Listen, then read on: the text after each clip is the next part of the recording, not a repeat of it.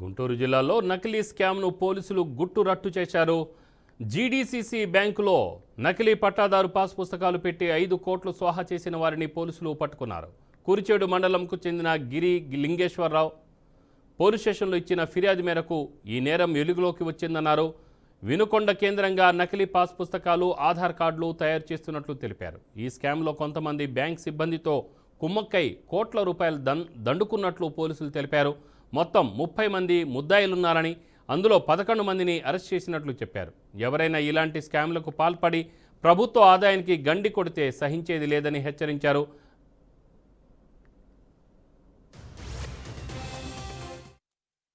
So మనకి ఈ GDCC bank సంబంధించిన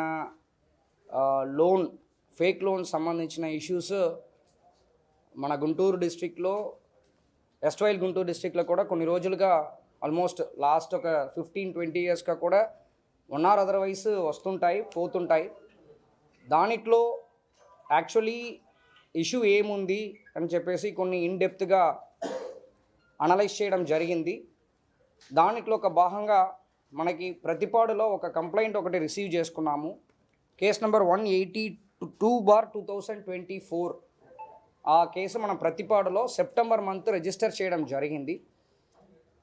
ఒక ఫార్మర్ ఇచ్చిన కంప్లైంట్ మేరకు ఈ కేసుని మనం రిజిస్టర్ చేశాము.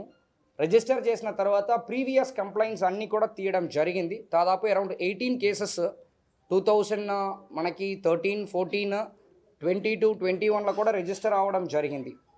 సో దీనిట్లో అల్టిమేట్లీ ఇష్యూ ఏమని అనుకున్నప్పుడు ఒకసారి నేను లాస్ట్లో బ్రీఫ్ కూడా చేస్తాను. ఈ పర్టిక్యులర్ కేసులో మేము అప్రాక్సిమేట్లీ ఒక 30 అక్యూజ్డ్ని ఐడెంటిఫై చేయడం జరిగింది. దానిట్లో 11 అక్యూజ్డ్ ఆల్రెడీ అరెస్ట్ చేశాము. దీనిట్లో జరిగినది ఏంటంటే ఫేక్ ఫార్మర్తో పాటు ఫేక్ సర్వే నెంబర్ని వెబ్లాండ్లో అప్లోడ్ చేస్తూ దాని ద్వారా 1B తర్వాత అడంగల్ తీసుకున్న తర్వాత ఫేక్ పట్టాదార్ పాస్బుక్ క్రియేట్ చేస్తూ ఫేక్ పట్టాదార్ పాస్బుక్ని తీసుకుని మనకి లోన్ అనేది ఎక్కడి నుంచి వస్తాయి? నబార్డ్ నుంచి ప్రైమరీ అగ్రికల్చరల్ కోఆపరేటివ్ సొసైటీ PACSకి అమౌంట్ వస్తాయి. PACS వాళ్ళు అమౌంట్ని జీడీసీసీ బ్యాంక్ ద్వారా డిస్ట్రిబ్యూట్ చేస్తారు.